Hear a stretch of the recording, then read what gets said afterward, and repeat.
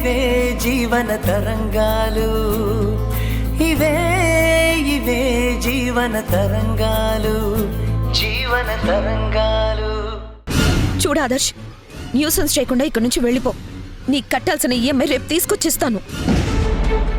రేపిస్తావని guarantee ఏంటి పాప?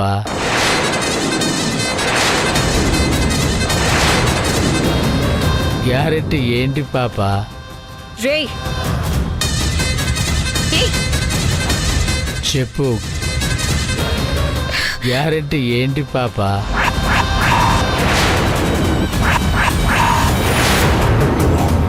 ఆదర్శ్ దూరంగా ఉండు.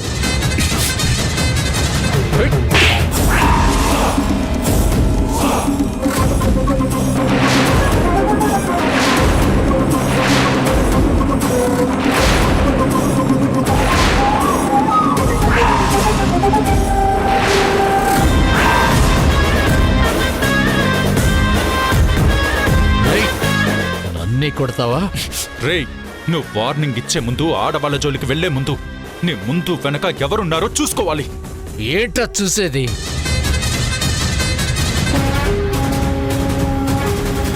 అందరినీ బుల్డోజర్ తెచ్చి తొక్కిస్తా. నా మీదే చేసుకుంటావరా? అయిపోయావరా నువ్వు. రౌడీ గాడివి నీకే ఎంతుంటే నాకెంతుండాలి?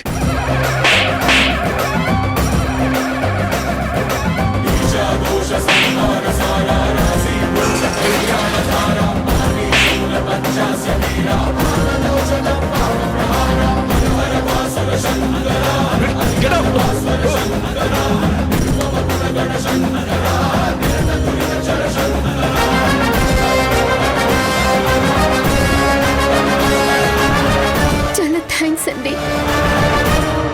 ఇప్పుడు మీరు గనక లేకుంటే ఆ ఇడియట్ ఏం చేసేవాడో తలుచుకుంటేనే భయం వేస్తుంది.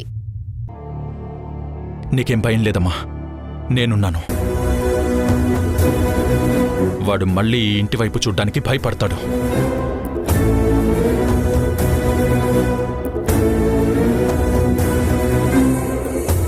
అత్తయ్య, మీ ఇంట్లో ఉండడం వల్లే మాకు మంచిదయ్యింది. అదే అద్దెంట్లో ఉండుంటే వాడు మా ఇద్దరిని చంపినా చంపేసేవాడేమో. అంతదాకా రానివ్వను దీపా, నువ్వేం భయపడకు. ఏమో అత్తయ్య, భయంతో ఇప్పటికీ నాకు ఒంట్లో వణుకుపోలేదు.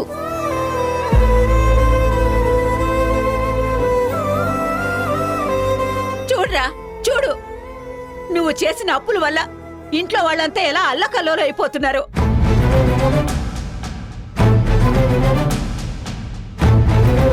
కూతురికి అల్లుడికి మంచి భోజనం పెడదామని ఇంటికి పిలిస్తే ఆ రౌడీ వెదవొచ్చి ఎంత పెంట పెంట చేశాడో చూసావా?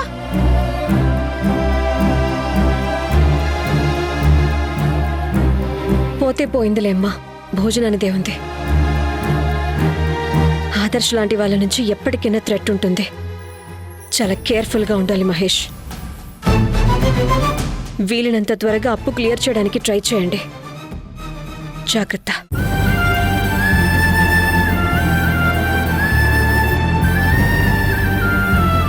అక్క, మేం వెళ్ళొస్తాం. వద్దు దేవిక, పసుపు కుంకుమ తీసుకొని ఉదయాన్నే వెళ్దురు గాని నా మాట కాదనుకు.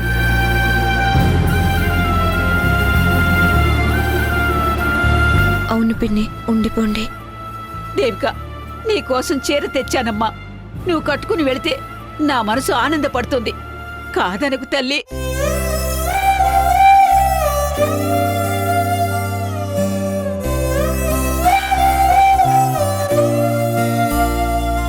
పదండి, లోపలికెళ్దాం.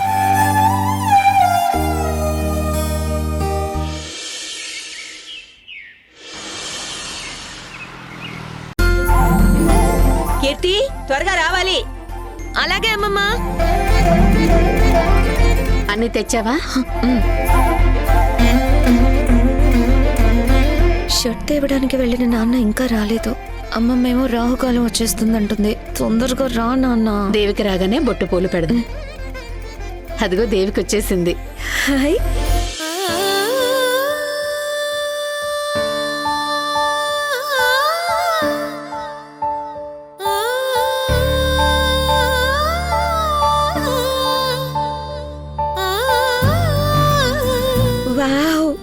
ఈ చీరలో నువ్వు ఏంజిల్లా ఉన్నావు తెలుసా? ఏయ్ ఉండవే, నీదిష్టే తగిలేలా ఉంది నా చెల్లెలికి. అక్క ఇవన్నీ నాకు నచ్చవని నీకు తెలుసు కదా. ఈ అక్క కోసం ఉండనివ్వు. అమ్మా రాకాలు వస్తుందన్నావు కదా. అవును. పూలు పెట్టు. తిరుగు.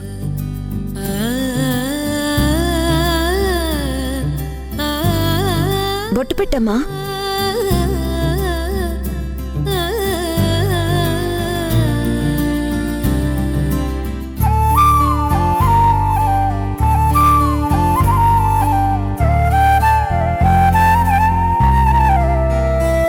ఏడుస్తున్నావెందుకు దేవిక? ఇది ఏడవటం కాదక్క. నా పెళ్ళైన ఇన్నేళ్లకు పుట్టింటి నుంచి పసుపు కుంకుమ చీర అందుకున్నానన్న సంతోషంతో వస్తున్న ఆనంద బాష్పాలు.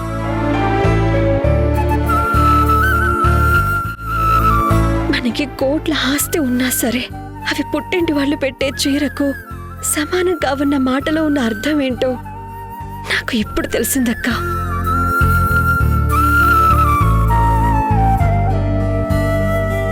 మీకిష్టం లేని పెళ్లి చేసుకున్నాను, ఇంకెప్పటికీ ఇంటి మనిషిని కాను అన్న ఆవేదన నాలో ఉండేదక్క.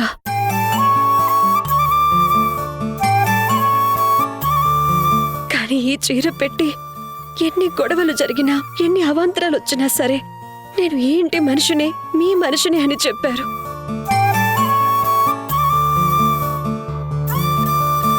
ఈ ఇంటి రుణం ఎప్పటికీ తీర్చుకోలేను. నీ మంచి మనసుతో నన్ను ఆశీర్వదించక్క.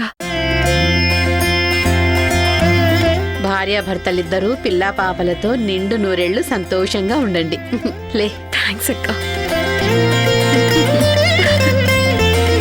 మీకు ముందే చెప్తున్నాను, మీ పిల్లల డెలివరీ ఈ ఇంట్లోనే జరగాలి. అలాగే. ఏం పేర్లు పెడతావు? సినిమా హీరో పేర్లేనా, లేదంటే జాతకం ప్రకారం వచ్చే పేర్లు పెడతావా? అవేవి కాదు. అబ్బాయి పుడితే మా తాతయ్య పేరు నూకరాజు అని పెడతాను.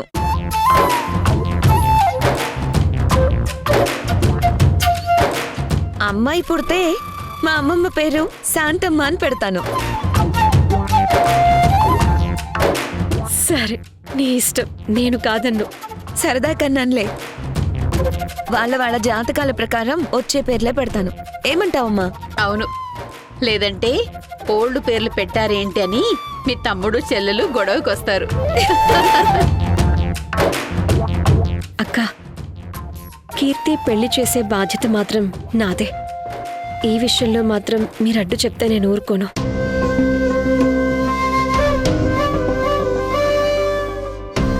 సారీ దేవిక, ఇలా అంటున్నానని ఏమీ అనుకోకు. నీ మాట ఏ విషయంలోనైనా వింటాను గాని దీని పెళ్లి విషయంలో మాత్రం వినను. నీ మాటే కాదు, ఎవరి మాట వినను. కీర్తికి ఏది కరెక్ట్ సంబంధం అనిపిస్తే ఆ సంబంధమే ఖాయం చేస్తాను. అది కాదక్కా. ప్లీజ్ దేవిక, అడ్డు చెప్పకు. మొన్న పెళ్లి విషయంలో జరిగిన దాని గురించి తను ఇప్పుడిప్పుడే బయటపడుతుంది. ఇంతలోనే పెళ్లి ప్రస్తావన తెచ్చి కీర్తిని బాధ పెట్టడం నాకిష్టం లేదు. అమ్మ ఇలా తన అభిప్రాయం చెప్పినందుకు మీరేం ఫీల్ అవ్వద్దు. చచ్చా, నేనేం ఫీల్ అవ్వను. ఏ తల్లికైనా తన కూతురు పెళ్లి తనిష్ట ప్రకారమే జరగాలని ఆశ ఉంటుంది. అది నేను అర్థం చేసుకోగలను. నీ ఇష్ట ప్రకారమే చేయక్క. అలాగే. మా నాన్నని ఇంటికొచ్చేలా చేసిన మీ హెల్ప్ ఎప్పటికీ మర్చిపోలేను. ఇక నుంచి మనం మంచి మనిషిగా మారిన రాజశేఖర్ని చూస్తాం. నాన్న తరపున నేను మీకు గ్యారెంటీ ఇస్తున్నాను. మా నాన్న వచ్చేలా చేసినందుకు వన్స్ అగైన్ మీకు చాలా థ్యాంక్స్.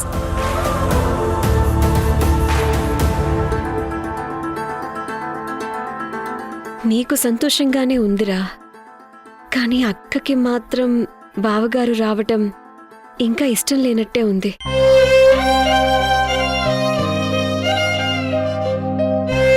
అది తలుచుకుంటేనే నాకు గిల్టీ ఫీలింగ్ ఉంది. నో నో నో నో, అమ్మకి నాన్న రావడం ఇష్టమే. కాకపోతే ఓపెన్ అవ్వట్లేదు. అలా అవ్వడానికి కొంచెం టైం పడుతుందంతే. ఈ విషయంలో మీరేం గిల్ట్ ఫీల్ అవ్వకండి. మీరు చేసింది కరెక్టే. ఆయన గురించి సరే, కళ్యాణ్ రెడీ అయ్యాడో లేదో నువ్వు వెళ్ళి చూడు కీర్తి.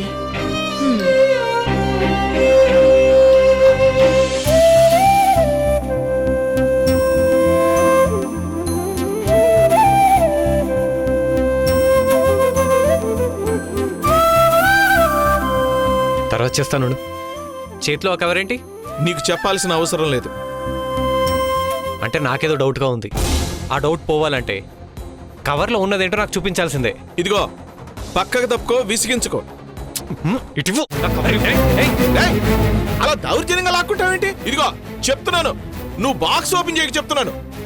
ఓపెన్ చేయకని చెప్తున్నానా? చెయ్యొద్దని పని చేస్తావేంట్రా బుద్ధి లేకుండా? ఇటుదా, ఇటే.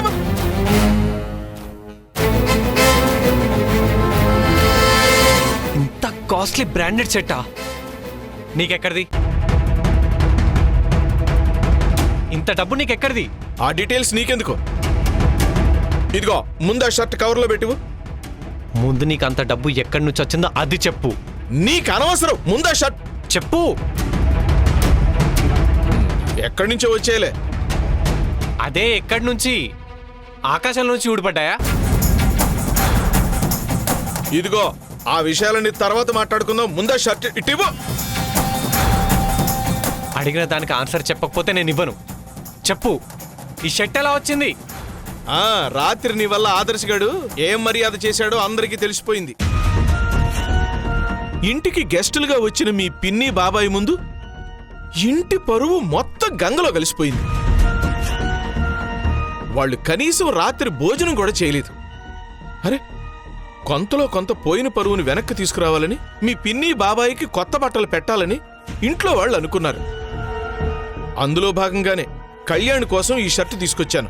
ఓహో, గంగలో కలిసిన మర్యాదని మీరు దొంగతనం చేసిన డబ్బులతో దాన్ని మళ్ళీ పైకి తెచ్చి నిలబెడతారన్నమాట, అంతేనా? ఒరే, గట్టిగా అరవకరా. దొంగతనం చేసి తీసుకొచ్చింది కాదురా. నో, నువ్వు దొంగతనం చేసి షర్ట్ తీసుకొచ్చావు. ఒరే, గట్టిగా అరవకరా. ఏంటి, ఏమైంది? రే, ఎందుకు అరుస్తున్నావు? ఇంట్లో బంధువులు ఉన్నారన్న కామన్ సెన్స్ కూడా లేదా నీకు? ఏదైతే జరగకూడదు అనుకున్నానో అదే జరిగింది. అన్న పరువు పోయేలా ఉంది. మళ్ళీ మీ ఆయన ఘనకార్యం చేసి వచ్చాడమ్మా. కుక్కతో ఒక వంకర అన్నట్టు మీ ఆయన గారి ప్రవర్తన కూడా ఏం మారలేదు. ముందు ఏం జరిగిందో చెప్పరా. మీ ఆయన కళ్యాణ్ బాబాయ్ కోసం కాస్ట్లీ బ్రాండెడ్ సెట్ కొని తీసుకొచ్చాడు.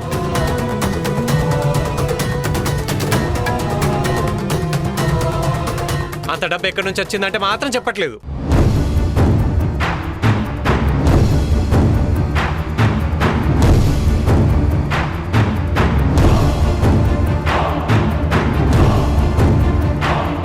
అన్నయ్య, ఏంటిది?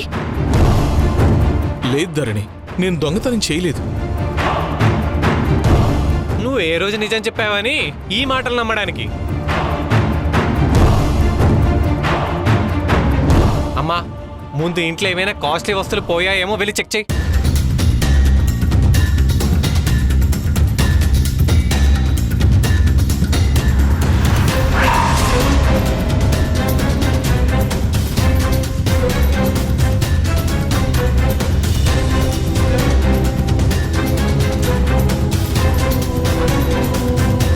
అన్నయ్య, నాన్న దొంగతనం చేయలేదురా. అనవసరంగా పిన్ని వాళ్ల ముందు రాద్దంతం చేయాలని చూడకు. రాత్రి జరిగిన దానికే అందరూ ఇంకా అప్సెట్ మూడ్ లో ఉన్నాము. వాళ్ళేం పరాయి వాళ్ళు కాదులే, మన ఇంట్లో వాళ్ళే. వాళ్ళకన్నీ తెలుసు. ఈయన మారాడని, మహాపురుషుడు అయ్యాడని, గౌతమ్ బుద్ధులా మారాడని చెప్పి ఇంట్లో అందరిని మోసం చేసి ఇలా దొంగతనం చేయడానికేనా? చెప్పు, ఆ సమయ కోసం చెప్పు. చాలే ఆపరా. కొడుకును మించిన తండ్రి, తండ్రిని మించిన కొడుకు, ఇద్దరు కూడా ఈ ఇంటి పరువుని బజార్లోకి ఏడ్చడంలో పోటీ పడుతున్నారు. ఏంట్రా ఇది?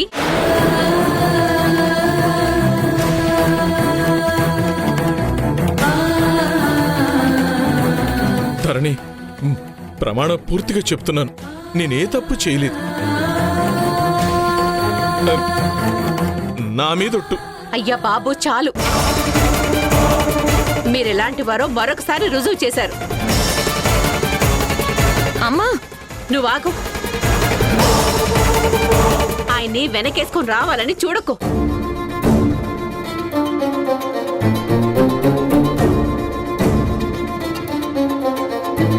ఆయనేంటో, ఆయన ప్రవర్తన ఏంటో, ఆలోచన విధానం ఏంటో పాతికేళ్లుగా చూశాను, ఇప్పుడు చూస్తున్నాను.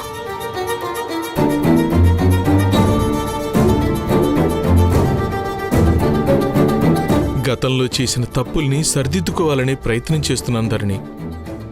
ఆ తప్పుల్ని నేను కల్లో కూడా చేయను. నా మాట నమ్ము. అసలు ఈ షర్టుకి డబ్బులు ఎలా వచ్చాయంటే,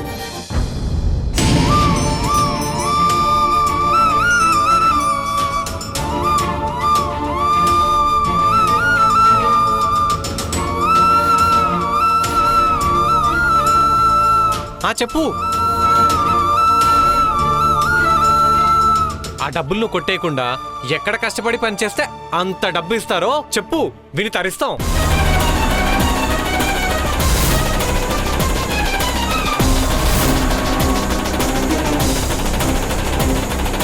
కీర్తిచ్చిన డబ్బులతోనే తెచ్చాను అని చెప్పాలనుందిరా. కానీ డబ్బులిచ్చిన కీర్తే నిజం చెప్పొద్దంది. ఇక మీ ముందు దొంగ అన్న ముద్ర వేయించుకుని మౌనంగా భరిస్తూ దోషిగా నిలబట్టం తప్ప ఏమీ చేయలేను, ఏమీ చెప్పలేను. నాన్నే తప్పు చేయలేదు. అనవసరంగా ఆయన అనుమానించుకో. ఆయన మారిన మనిషిరా. మళ్ళీ మళ్ళీ తప్పు చేయాల్సిన అవసరం ఆయనకి లేదు. విన్నావమ్మా? విన్నావా నీ కూతురేమందో? వండర్ఫుల్. తండ్రి తప్పు చేశాడని తెలిసినా సరే ఆయన్ని సపోర్ట్ చేస్తున్నావు. గ్రేట్. ఇందుకేనేమో ఇంటికొక కూతురైనా ఉండాలంటారు.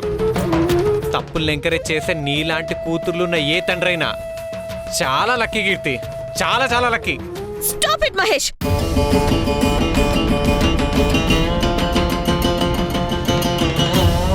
ఎంతసేపు నాన్నని నెగటివ్ గా చూస్తావెందుకు? ఆయన మారాడో లేదో ఆయన కళ్ళలోకి చూడు, తెలుస్తుంది.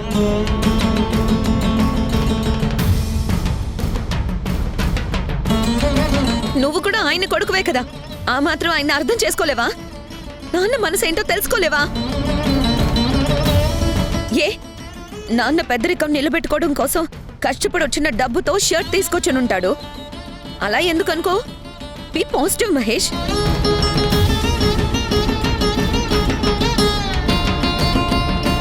వద్దు కీర్తి, నా కోసం మీరు గొడవ పడద్దు.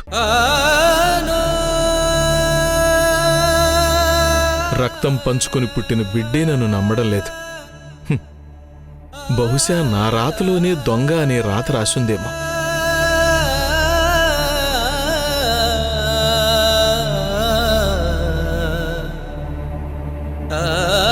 ఆ ముద్ర నేను ఎంత చెరిపేసుకోవాలని చూసినా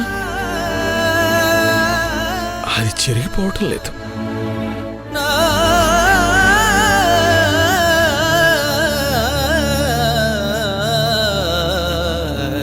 నాన్న బాధపడకండి. మీరే తప్పు చేయలేదని, చెయ్యరని కూడా నాకు తెలుసు. నిజం తెలుసుకోకుండా అనే వాళ్ళ మాటల్ని మీరు పట్టించుకోకండి.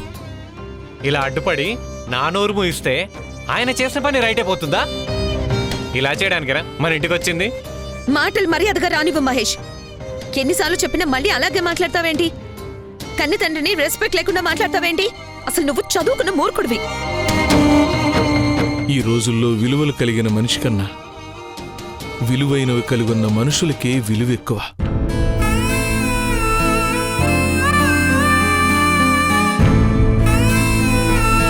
మీ అన్నయ్య దృష్టిలో నేనొక విలువలు లేని మనిషిని, విలువైన ఆస్తులు సంపాదించలేని అసమర్థుణ్ణి. అందుకే మారానని చెప్పినా కూడా నమ్మట్లేదు. నా విలువ కోసం విలువలేని చోట నువ్వు ప్రయత్నించటం అంటే నీ విలువను పోగొట్టుకోవటమే అవుతుందమ్మా.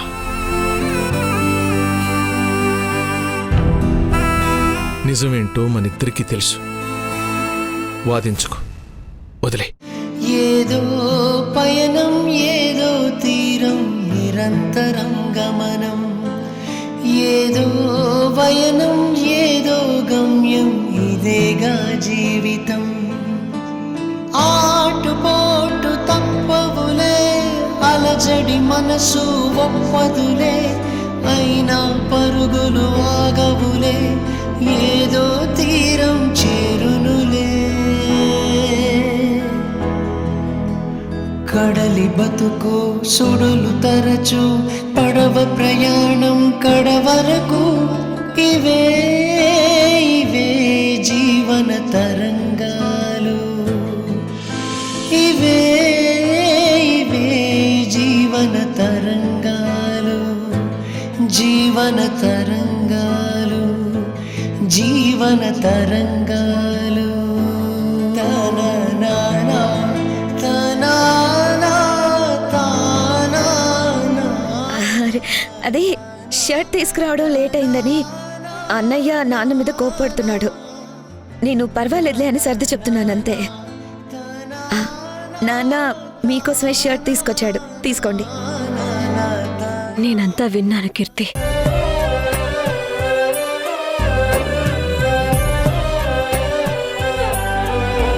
మేము రావటం వల్లే ఇన్ని అపార్థాలు జరుగుతాయని నేను అనుకోలేదు.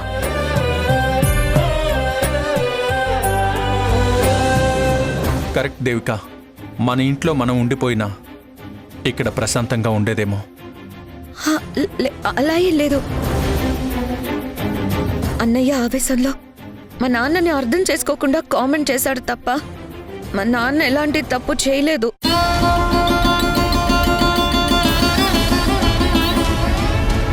నిజాయితీగా తన డబ్బుతోనే మీకోసం షర్ట్ తీసుకొచ్చాడు. ఆ మాట నమ్మండి.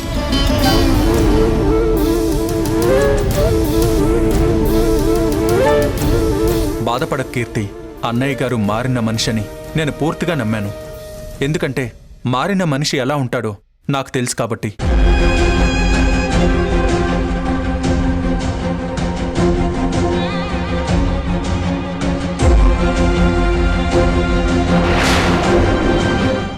నా ఎక్స్పెక్టేషన్ ప్రకారం 50% అయినా బెటర్మెంట్ ఉంటుందేమోనని ఎక్స్పెక్ట్ చేశాను. డాక్టర్, ఇవి మీరిచ్చిన టాబ్లెట్సేనా? ఆ రిపోర్ట్స్ చూస్తే డాక్టర్కి నిజం తెలిసిపోతుంది. మీరు హాస్పిటల్కి వచ్చినప్పుడు నేను చెప్పిన టాబ్లెట్స్ వేరు, ఇవి వేరు.